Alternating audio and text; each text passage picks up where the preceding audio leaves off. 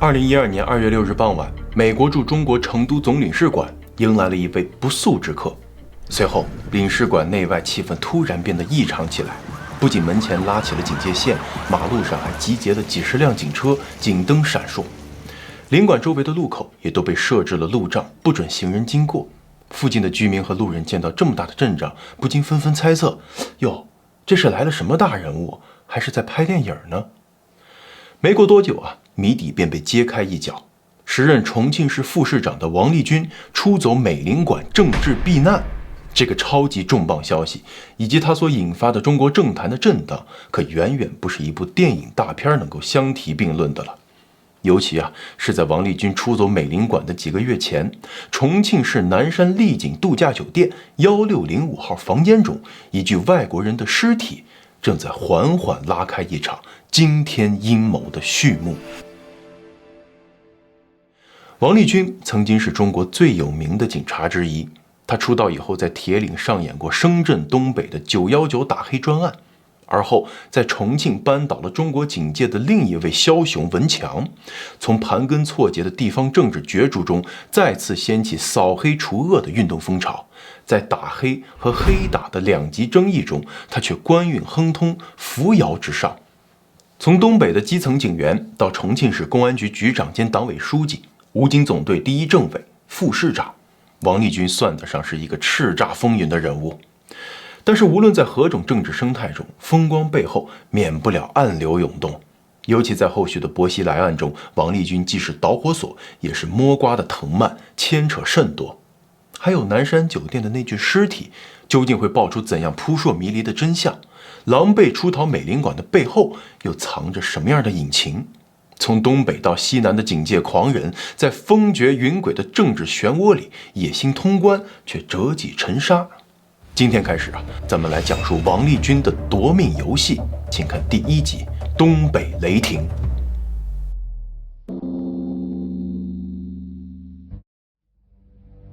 1999年，打黑题材的电视剧《铁血警魂》在中国大陆播出，剧中男主乌恩的原型就是王立军。乌恩这个名字除了在电视剧中出现，后来也是王立军空降重庆的另外一个身份。王立军生于1959年，而关于出生地有2种说法，他自己说是乌兰浩特，儿时的蒙语名为乌恩巴特尔，意思是真正的勇士。11岁的时候，老师给他起名为王立军。不过也有报道说，他其实是出生于吉林省洮南市，幼年时随父母移居到内蒙古自治区阿尔山市，父亲是铁路工人，母亲是纺织工人。王立军曾经入选内蒙古少年拳击队，并就读于海拉尔一中。1976年，17岁的他在阿尔山林业局的天池林场做知青，2年后结束了知青生涯，来到辽宁省铁岭市铁法地区参军。有人质疑过王立军是否为真正的蒙古族原因是在他填写的参军报名表上，民族那一栏上明明写着汉族。那为什么后来王立军要强调自己是蒙古族呢？这个问题到后面咱们还会再提到。在当年参军是知青返城的一种途径。王立军所在的部队隶属于解放军基建工程兵41支队，以开采煤炭为主，他主要担任司机、文秘等工作。就是在这儿他认识了比自己早1年入伍的女孩肖素丽。肖素丽在部队是一名话务员，她的父亲是部队干部。1982年，王立军和肖素丽结婚，在岳父的安排下，在铁法商业局食品公司做职员。2年后，妻子也从部队转业，进入警察系统工作。20世纪80年代初的铁法地区人员混杂，治安环境较差。公安局面向社会公开招收10名警察，条件是要有公安院校大中专毕业，或者是部队复员转业干部身份。王立军其实并不符合这次招聘的标准，但是他被熟人推荐给了主管招聘的铁法市公安局副局长王海洲，就被破格录用了。王海洲是王立军早期从警生涯中非常重要的人物，此人与王立军亦师亦父亦友，后来却变成仇敌，不共戴天。这个咱们后面会讲。入警后培训1个月，王立军被任命为铁法市公安局治安科下属的治安队队长，管理领导20余名企业抽调来的质保员。他对这份工作那是相当上心下了班还要带人组织巡逻。年轻人求上进，有想法，到了合适的舞台，不遗余力的表现，而后脱颖而出，是无数升迁后在落马的官员初入职场的写照。对王海洲这个人脉和领导呢，王立军也是要报答知遇之恩的。这个用东北话讲很会来事的年轻人，经常吃住在王海洲家里，情同父子，气氛融洽。王海洲的子女更是称呼王立军为大哥。可是后来当王立军提及早期的从警经历时，却有意避开了王海洲。他说：“我这个人呢，可能天生就是一个干警察的命。从部队复员后，有好几个单位都争着要我，可我却偏偏迷上了警察。当时到公安机关要考试，在70多人中，我考第2名进了公安局。总之呢，就绝口不提自己是关系户。”客观来说王立军工作上是相当拼命的。1987年，28岁的他上任铁法市小南镇派出所所长。这个镇治安恶劣，黑恶势力猖獗，经常有作奸犯科的地痞流氓打打杀杀。就在王立军上任1个月前，一位叫王涛的年轻民警遇袭，刺死警察的凶手逍遥法外。王立军上任后，也很快收到了下马威。那是一天夜里，恐吓电话打到了派出所：“你就是新来的王立军，老实点，不然你的下场跟王涛一样。”这神秘人还挑衅说：“有种来火车站一趟吗？”年轻气盛的王立军抄起手枪直奔火车站，寒风呼啸中，他等了一宿，可是直到天亮都没见着歹徒。还有一个版本说他刚上任没几天，这派出所突然冲进来10几个手拿刀斧棍棒的混混，叫嚷着要削死王立军。当时所里头只有他和另外一名民警，王立军让民警看好门，他自个儿独自出来应战。门外电光火石之间，歹徒纷纷倒地，有几个被铐住了，有几个一瘸一拐的跑了。这些年代久远的报道无法考证，那其实也没必要考证，凭逻辑和常识就可以判断，这是在吹牛逼王立军善于自我包装的做法呢，也不是他成名后才学会的。但甭管怎么说吧，王大胆、彪子的名号就这么流传开来。3年内，王立军管辖范围内犯罪率大大下降。官方媒体称，他共破获了281起刑事案件，抓捕不法分子1600名。小南镇破天荒的被评为了全省文明镇。1991年，王立军被调到大明镇当派出所所长。上任后，他干脆住在所里，成立了打击违法犯罪综合办公室，创下了9天打掉10个犯罪团伙的记录。除了打黑，王立军内部整顿的作风也是在这儿有了雏形。上任之前他就拟好了名单，找到上级，换掉了大民所不合格的警察。这种手法伴随了王立军今后的一生，在铁岭、锦州、重庆相似的戏码都陆续上演。而眼下，在王立军的治理下，大明镇的治安又从全市最差变成了全市最好。1992年1月10日，王立军收获了他早年间最重要的荣誉——中国10大杰出警察。他还受到了原中央政治局常委、政法委书记乔石的接见。回到铁岭后，王立军向大家绘声绘色地讲述他在北京的经历。东单大街路口，那围观的群众递来了手帕、帽子、挎包、衣服等等，干什么呢？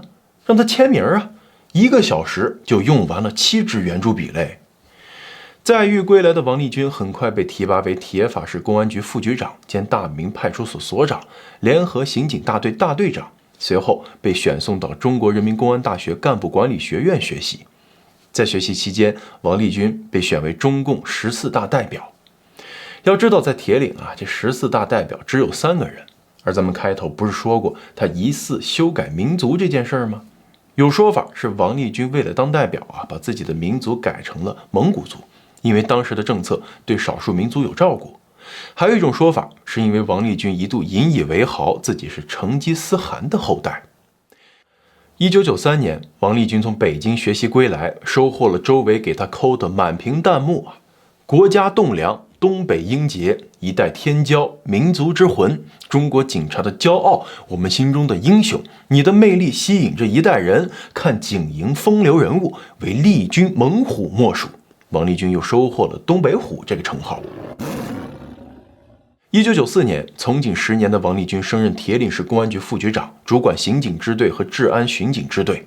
年轻的王立军靠一双铁拳的彪悍作风，打出了自己晋升的道路。后来去到重庆，身居高位的他提及自己这段在基层冲锋陷阵、出生入死的经历时，曾笑着说：“那时啊，我是一个年轻的傻子。”对于王立军而言啊，先前在小南镇和大明镇派出所的经历只能算是热身，真正让他打响东北虎这一名号的是919打黑这一硬仗。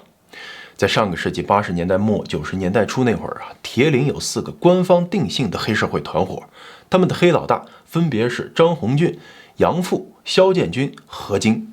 这张红俊啊，人称惹不起，长得人高马大，凶悍无比，跟手下经常出入娱乐场所。结账时候的签字啊，不是佐罗、兰博，就是国家领导人的名字，还叫嚣谁敢惹我，老子就要谁的命。杨富呢，是铁岭4大黑社会集团之首，曾公开猥亵了一名女服务员，在场众人竟无人敢出来制止。事后啊，他恬不知耻地说：“老子夜夜做新郎，天天办喜事儿。”肖建军绰号叫小老头，虽然长得像个蔫塌塌的老头啊，但是他枪不离手，不到2年时间，他的团伙已配备了5连发、小口径等各种手枪及双管猎枪，成了地地道道的武装集团。而何晶呢，据说是昌图县体委副主任及体校校长，不仅黑白通吃，功夫还相当了得，在全国啊是小有名气的武林高手。这几个团伙啊，控制了铁岭的夜总会、发廊等场所，从事卖淫和敲诈勒索的种种非法勾当，涉黑团伙多达近1000人，根本不把警察放在眼里。铁岭的老百姓被这些个地痞流氓整的是苦不堪言，有一段时间啊，全市的出租车都停运了。而这次王立军出任铁岭市公安局副局长，可以说是临危受命，他自己心里清楚要面对的是什么。1994年6月，铁岭县法院和市政协发生2起爆炸案，铁岭市政府对黑恶势力终于忍无可忍，决定开展严打行动，而这个重担啊，就落在了公安局副局长王立军的肩上。同年9月19日，919打黑正式开始。王立军建立了40多人的专案组，把铁岭县熊关屯乡的一个办公楼当成临时牢房，3层楼啊，一共800多平方米，用来关押犯人。而就在这场闻名全国的打黑运动期间呢，王立军也受到了人身威胁。他的办公楼曾经被放置了炸药包，他的车多次遭遇黑枪，本人负伤也是家常便饭。有一次啊，受了枪击，他在医院昏迷了20多天，同事们还以为他醒不过来了。王立军说啊，他把遗书都写好了，做好了随时牺牲的准备。在打黑行动中，各路媒体写的最神的呀，是王立军 PK 杨富、何金这俩黑社会头目的故事。除了黑老大这个身份呢，杨富还是辽宁省的拳击冠军，何金是散打亚军，武力值爆表啊。王立军在抓杨富的行动中，带人埋伏在他藏身的瀛洲大酒店1楼的休息室，借故把他引过来实施逮捕。等杨富刚把半个脑袋探进门的时候啊，这王立军直接出招，经过10分钟的搏斗，一个直勾拳将杨富 KO。接下来啊，是一个颇为脸谱化的对白。杨富不可置信地说：“你就是王立军，在铁岭没有第2个人能抓到我，我服了。”这个故事啊，被编成了评书节目。2002年中央电视台和公安部联合举办的联欢晚会上，由评书家单田芳表演。不过啊，根据当年的《铁岭日报》，王立军当时呢是手持微型冲锋枪，一枪托打在杨富的下巴上，将其制服的。王立军抓捕何金的过程则更为精彩。为了避免走漏风声，他那天只带了1名警员。当他们赶到何金的所在地时，何金驾驶一台标致505，一脚油门就轰走了。王立军驱车死死咬住，眼看就要追上了，不想被一辆拖拉机挡住了去路。好在何金没跑出去多远，车就熄火了。王立军直接跳出车外追了上去。孤胆英雄和武林高手过招20分钟，最后王立军一记重拳打在何金头上，又 KO 了何金。后来啊，这件事在王立军口中经常出现不同的版本。他在央视《警察人生》的专访中提到抓捕何金的经历，说当时啊自己的子弹已经打光了。2分钟后，他又前后矛盾地说自个儿冲何金的2个保镖的腿呢连续打了2枪。也许啊，故事的版本太多了，连他自己都记不清到底哪个才是真实发生的。这几个黑社会头目被执行死刑的那天呢，王立军在北京人民大会堂发言，介绍他在铁岭打黑的社会反响。铁岭群众打着20多米长的横幅，来到市委、市政府、市公安局的门前庆贺，写下了“杀洋富，平民愤，真正的共产党员王立军”的标语。也许有观众还记得咱们之前讲过的文强那期啊。2010年7月7日，重庆原司法局长文强被执行死刑后，重庆市市民呢在检察院门口燃放鞭炮，在市委门口拉出“文强死，百姓欢，重庆安”的横幅。看来啊，东北和西南的老百姓都喜欢写横幅，连文风都很相似。这场轰轰烈烈的919打黑战役从94年开始，到96年结束。根据官方报道，打黑刚开始的40天内就破获刑事案件807起，抓获违法犯罪人员923名，摧毁各类犯罪团伙86个。原铁岭市鄞州区公安分局领导霍玉奎是第一个被武警抓捕的保护伞，但是在王立军调离铁岭后，霍玉奎随即被平反了。你说东北哪来这么多黑社会呢？要知道啊，上个世纪90年代，中国开始大规模的国企改革，很多国企关闭或者是裁员，工人下岗失业。以辽宁为首的东北老工业基地首当其冲啊，大量失业人员缺乏生计来源，为了谋生养家糊口，就落草为寇，加入非法组织。另外啊，东北地区传统上受到满族和民间文化的影响，强调义气，讲兄弟情，容易催生帮派意识，盗匪行为呢容易被浪漫化，这些都成了黑社会的文化土壤啊。当然也不乏像上面提到的霍玉奎，因为打黑需要而黑化，成了统计学意义上的黑社会。919打黑之后啊，王立军仿佛打通了任督二脉，扫黑成为他每年必出的重剑，简直有种黑社会都不够用了的趋势。在铁岭公安局任职期间呢，王立军还有一个外号“彪子”，在东北话里啊，就是形容这人像一口井，他横竖都是2。漫长的季节里头，秦昊饰演的那男主彪子就是这样的典型。王立军呢，曾经要求法医出现场不许戴口罩和手套，不然会影响嗅觉和触觉。他不但这样要求法医，自个儿也是身先士卒啊。有一次啊，铁岭的一个乡里头发生了凶杀案，被害人在水塘里头泡了好几天，大热天的，尸体飘在水面上，散发出阵阵恶臭。按理说啊，作为副局长的王立军坐镇指挥就行了呗。但是这尸体飘在水塘中央，刑警们费了老大劲儿也捞不上来啊！王立军急眼了，脱了衣服跳进水塘，就亲自去捞尸。结果这臭味差点把他熏倒了。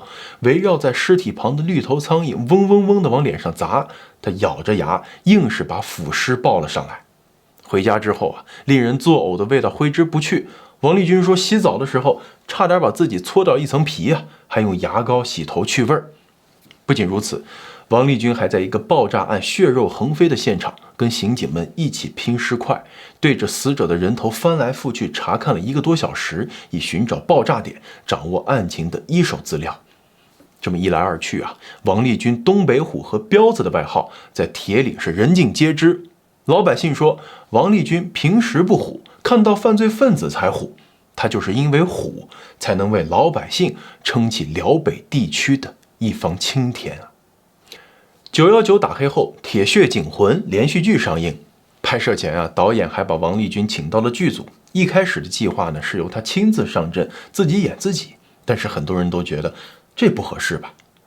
其实呢，编剧周丽君曾跟着王立军采访了10天。他说，王立军天生就是个演员，很有戏剧天分。他对王立军的吉普车印象特别深刻，车身上印着中国刑事警察6个手写大字，由王立军亲笔所写，还申请了专利。车顶加装了8个探照灯，前面4个，后面4个。这阵势啊，就算是在夜里头，隔着几里地都知道是王立军来了。王立军呢，有常年带摄像机出现场的习惯。咱们 M2 的老编啊，当年就有同事采访拍摄过他追逃的现场。几个嫌疑人已经趴到地上束手就擒了，王立军在摄像机面前呢，却显得意犹未尽，突然跳到车上，把一梭子子弹向空中打光。这种爱作秀的夸张风格，伴随着王立军日后的职业生涯，和铁腕打黑一起，成为了他的金字招牌。2000年，王立军上任铁岭市公安局局长后打黑规模迅速扩大。从官方给出的数据来看，他的这招颇有成效。2001年到2003年2年的严打中，铁岭市破获刑事案件8305起，刑拘转逮捕2957人，劳动教养1053人，铁岭犯罪率大幅下降。然而，就在王立军的事业蒸蒸日上的时候，他人生中的第一场危机却令他焦头烂额。1999年3月，一则三轮车夫状告公安局长的消息出现在国内各大报纸版面上。这个官司引发的恩怨要从半年前说起。1998年10月14日，开原市人力车夫张贵成骑着三轮车被一辆无牌的奔驰轿车撞翻，三轮车上载着一名妇女和一个小孩，而奔驰车里的正是王立军局长。张贵成不满，指责了王立军，王立军上来就给了他2拳，把张贵成的门牙都给打掉了。于是张贵成起诉王立军人身伤害。1999年9月，法庭以证据不足宣判张贵成一审败诉。有记者特意去铁岭报道这件事儿，在出租车上，记者随机向司机询问看法，出租车司机则说，没有王局长就没有铁岭的今天，这纯粹是有人要陷害王局长。回头看这个案子有一个非常值得关注的细节，那就是当时三轮车上的乘客任静秀女士目睹了全程。事发后呢，任静秀的前2次证言都是对三轮车夫有利的，但是在最后出庭时，戏剧性的一幕发生了。任静秀推翻了此前自己签字画押的2份证词，称在整个事故过程中，张贵成和王立军根本没有身体接触，王立军并没有打张贵成。王立军呢，也依靠关键证人的反水而胜诉。任静秀则被媒体称为维护英雄名义、敢说真话的人。而事实上任静秀在1999年3月做完笔录后曾经到铁岭市公安局找过王立军。他原本是辽宁开原人，曾在营口的盖州打工。从1999年7月到2000年5月，王立军派人将任静秀夫妻秘密安排在铁岭市鄞州区龙山乡七里屯某村民家居住，安排暖气、送煤，派人照顾他们的生活。后来又在铁岭市提供了一套60平米的房子给他们住，还安排任静秀的小叔子到市公安局直属的金融护卫中心计财装备科当司机。2003年，王立军调任锦州市公安局局长，任静秀全家也搬到了锦州，住在临河区解放东路旭东花苑。任静秀和丈夫的身份证号也都改了，籍贯也从开原改到了西丰。这在中国是非常罕见的情况，自然引发诸多的争议和猜测。三轮车夫案后不久让王立军更头疼的第2个公关危机接踵而至，而这次呢，规模更大，水也更深。在不到2个月的时间里，几百份罗列着王立军63条罪状的材料，像雪花一般铺天盖地地寄到了从中央到辽宁省的人大、纪检、公检法机关。同时还有人领着2个被害人家属到全国人大、公安部、最高法院、最高检察院等地哭诉其亲人被王立军活活打死。这又是怎么回事呢？1998年12月24日，刑满释放人员张凤英从辽源跑到铁岭卖假表骗钱，被骗的人报警后，王立军带人赶到现场，张凤英突然从屋里窜出，撒丫子就跑，谁料不小心一脚踩空，头朝下跌落到楼梯台阶上，被现场抓获。当天下午，刑警发现张凤英的一条腿走路的时候不灵光，便带她到医院去做检查，随后住院。第2天上午，张凤英病情加重，紧急抢救无效后死亡。经鉴定张凤英住院后病情急剧恶化的原因是大脑实质内局灶性软化所致。说简单点，就是她过去患过脑血栓，并发去世和这个因素密不可分。1999年1月14日，家属签字之后，张凤英的尸体进行了火化。本来以为这事翻篇了，然而就在王立军焦头烂额地处理那个三轮车夫案的时候，这张凤英的家属却来控告铁岭公安将他刑讯逼供致死，矛头直指王立军。王立军再次被告上法庭。张凤英的母亲、哥哥隔3差5就跑到公检法机构门前，长跪不起，哭天抹泪，说王立军等人打死了张凤英。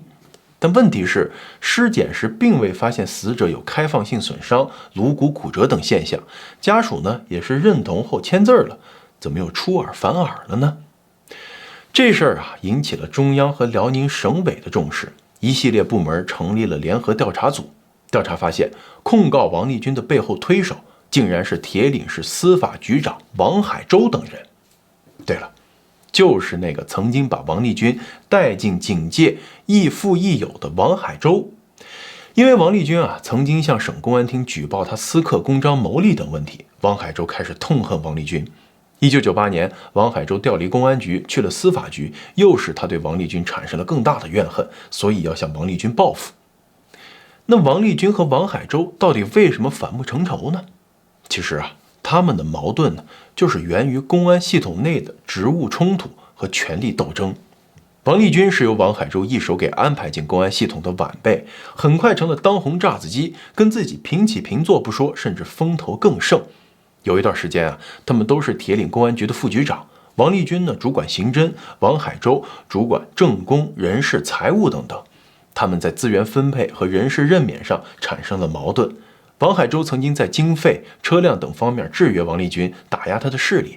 王立军则通过强力的打黑行动挑战了王海洲的权威，导致两人关系进一步恶化。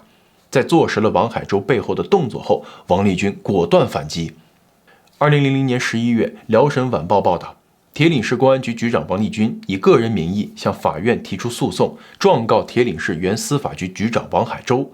一审终结，王海洲被判处有期徒刑2年，缓刑3年。王海洲曾是王立军进入警界的引路人，二人多年情同父子。此案的判决结果至今在铁岭仍有争议。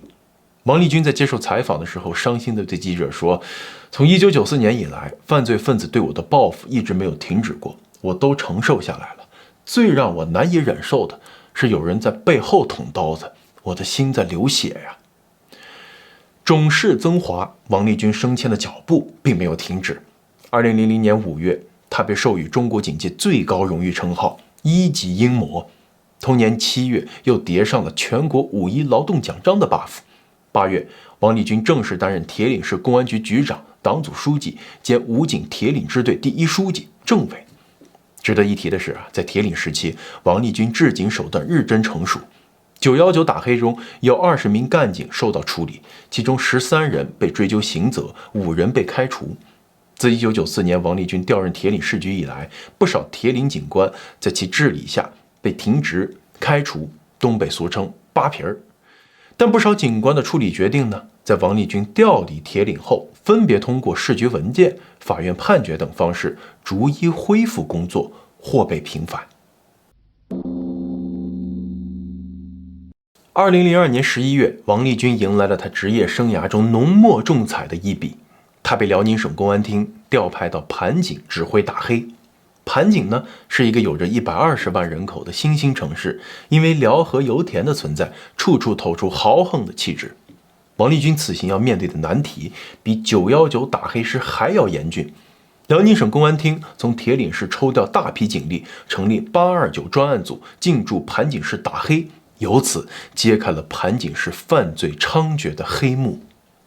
90年代前后啊，有几个横行霸道的涉黑团伙盘踞在盘锦，个个都是严重影响社会治安的毒瘤。如果有盘锦的朋友啊，欢迎在留言区补充当时的情况哈。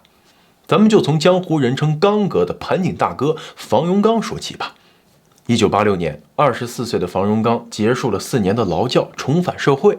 他呢是因为打架斗殴进去的，出来后很快就重操旧业，参与了多起持枪伤人的恶性案件，并四处网罗两劳释放及社会闲散人员，一步步形成了性质恶劣的犯罪团伙。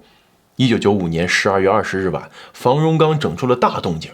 他纠集团伙成员，在辽河油田、曙光炼厂等3个地点持枪连续作案3起，撂倒5人，盘锦市为之震动。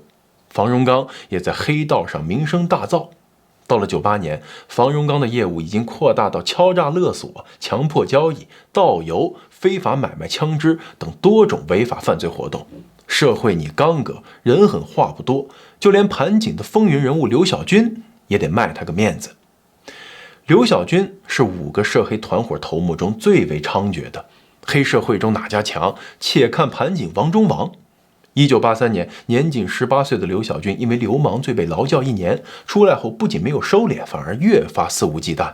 从1998年起，就网罗手下，不断壮大恶势力。他心狠手辣，睚眦必报。有一个叫王文达的亡命徒枪杀了他的小舅子，刘晓军一直寻找报复的机会，但王文达因为被判刑而身在监狱，暂时难以下手。2000年9月6日那天，王文达因为管教安排获准外出吃饭，刘晓军得到消息，立即派人跟踪到鸿运酒店。那个时候是晚餐时分，餐厅里人头攒动，手下无法确认目标于是大喊一声：“谁是王文达？”这突如其来的喊声引起了管教员的注意，他站起身，刘晓军的手下误以为他就是王文达，毫不犹豫地连开数枪，当场将管教员射杀。这场大胆的枪击案让刘晓军的名声更加张扬，他在盘锦的黑道上一路狂飙，变本加厉。到了2002年，势力已经发展成拥有固定骨干、规模庞大的黑社会组织，通过走私、盗窃、赌博、贩毒等非法手段，积累了巨额财富，彻底成了盘锦地下世界的霸王。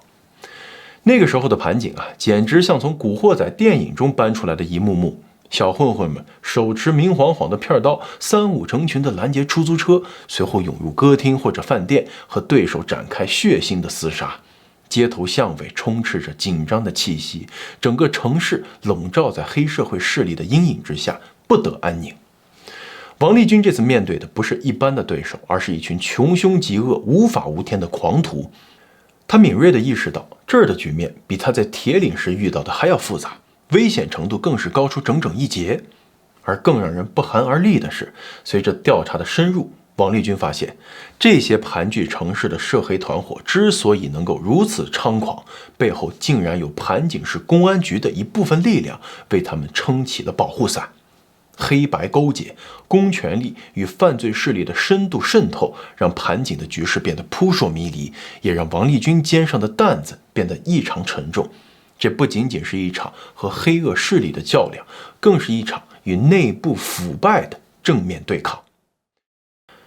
辽河油田不仅滋养着一个城市的经济，还喂饱了大批油耗子群体。2001年，刘晓军等人在给辽河油田拉运原油时就采用了飞车、上水换油、卸半车油、加半车水等手段，盗窃国家原油6600吨。而刘晓军敢这么嚣张，成了气候，因为他哥是盘锦市双台子区公安分局副局长刘晓明。王立军眼看着盘锦本地的警力是指望不上了，就从其他地区调来警力，成立了特别专案组，先揪内鬼。这些黑恶势力在以商养黑的同时，积极寻求政治和法律庇护，他们大肆贿赂党政干部和政法干警。盘锦市公安局治安科的枪管员甚至让黑老大们自由出入公安局的枪械库，随意挑选公安机关收缴的枪支。而双台子区公安分局建设派出所所长刘军更是利用手中权力为黑社会大开方便之门，和刘晓军称兄道弟，自己沦为盘锦最大黑社会团伙的骨干分子。王立军先是清理了内部毒瘤，然后收网解决外患，将一大批黑社会头目一网打尽。这场代号为829的打黑专项行动，成为继沈阳刘勇案之后，东北地区再次轰动全国的涉黑案件。2004年2月，铁岭市中级人民法院公开审理此案，34名犯罪嫌疑人聘请了50多名律师，庭审阵容空前庞大。在案件中，有22名公安民警因严重违法违纪或涉嫌犯罪被查处。随着案件的尘埃落定，盘锦的治安大为改善。许多出租车司机都感慨，王立军调任盘锦公安局长后街道上终于安静了下来。这场艰苦卓绝的打黑行动，不仅让盘锦告别了黑恶势力的桎梏，也成为全国范围内扫黑除恶斗争的标志性胜利之一。在盘锦打黑期间，王立军与时任中央政治局常委、中央政法委书记的周永康牵上了线。周永康曾经在盘锦担任市长，在盘锦旧部和故交很多，有不少因为油耗子的关系被王立军盯上了。他们跑到北京向周求助。周永康出面干预，在牵扯出更多人之前，劝王立军适可而止。据说王立军同意了。周永康的干儿子孔涛为了表达感谢，特地把他请到了北京周永康的家中。王立军因此结识了不少周永康的人脉。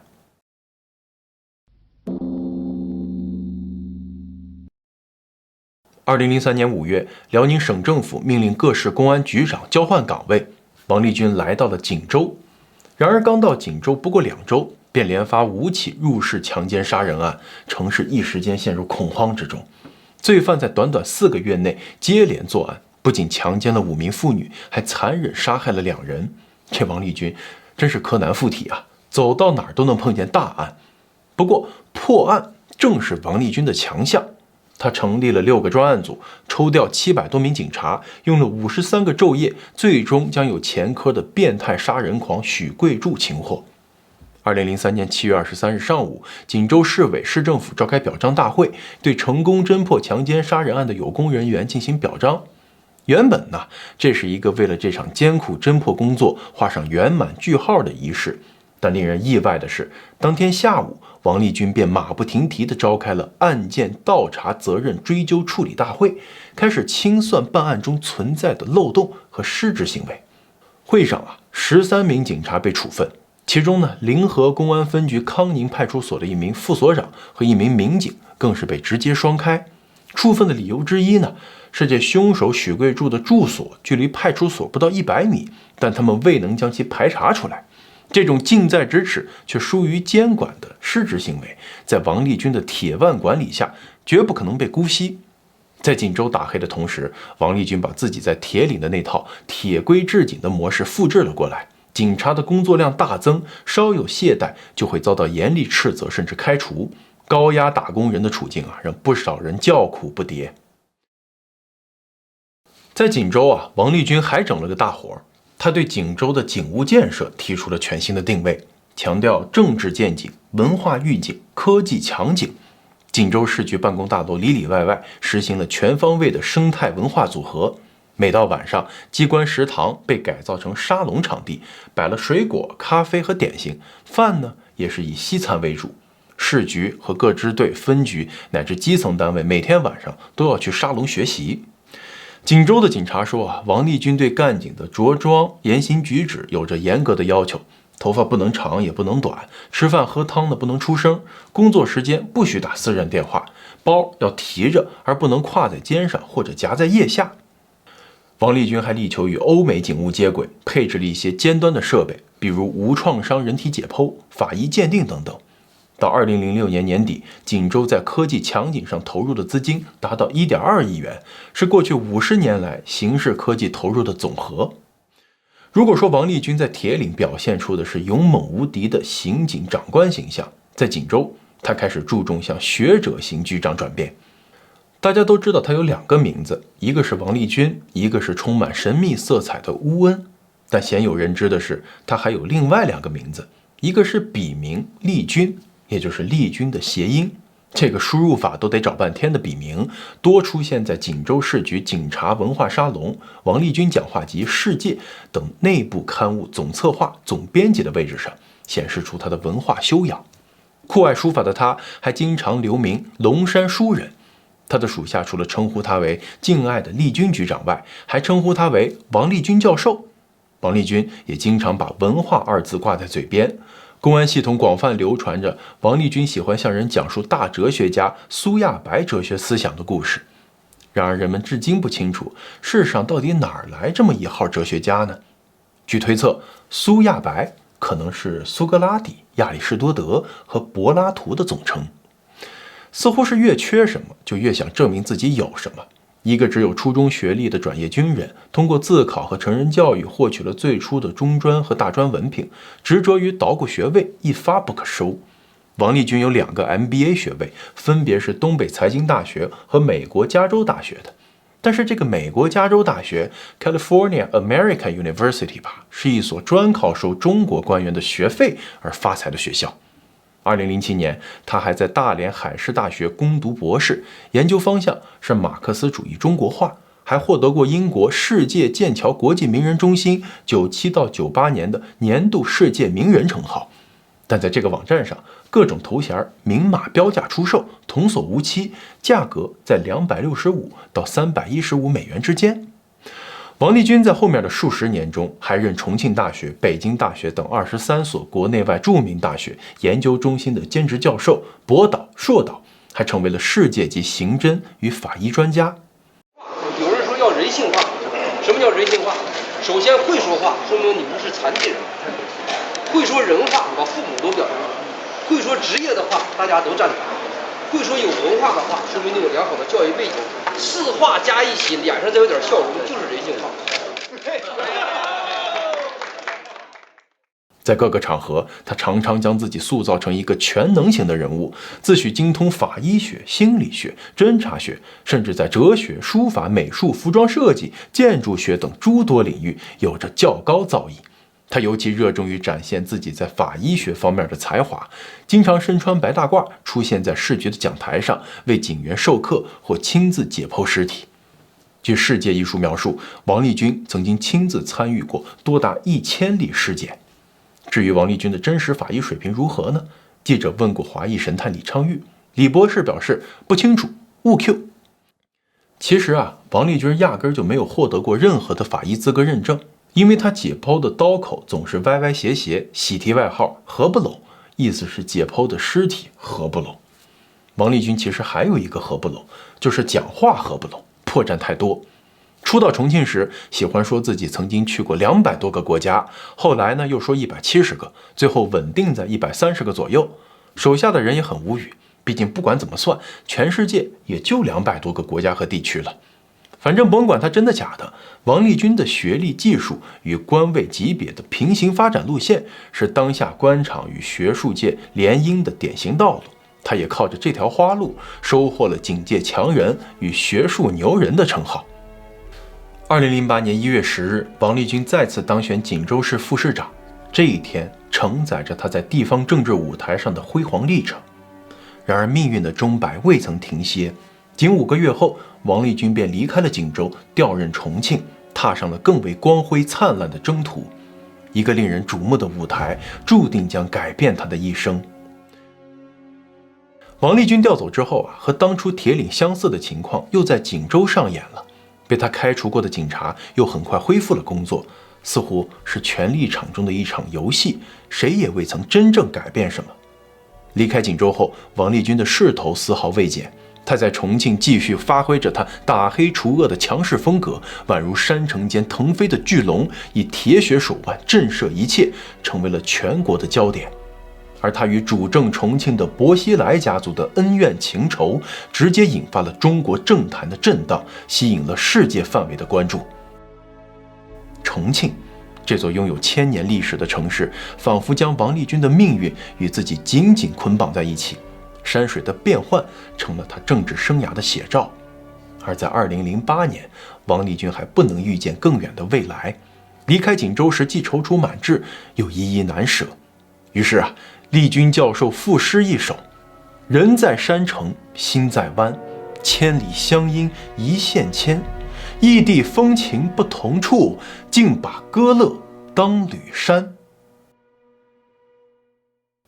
还请继续关注王立军夺命游戏的第2集《风雨西南》。